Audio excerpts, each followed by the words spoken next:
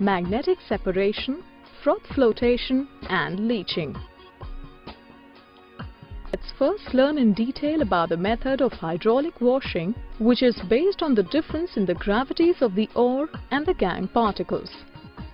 In hydraulic washing, powdered ore is spread on a sloping block having grooves. When a stream of water is allowed to flow over the ore, lighter gangue particles get washed away, leaving the heavier ore particles behind within the grooves.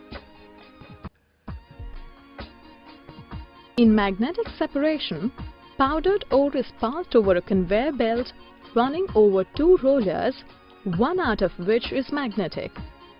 The magnetic particles get attracted to the magnetic roller and travel a distance with the conveyor belt little longer than the non-magnetic particles.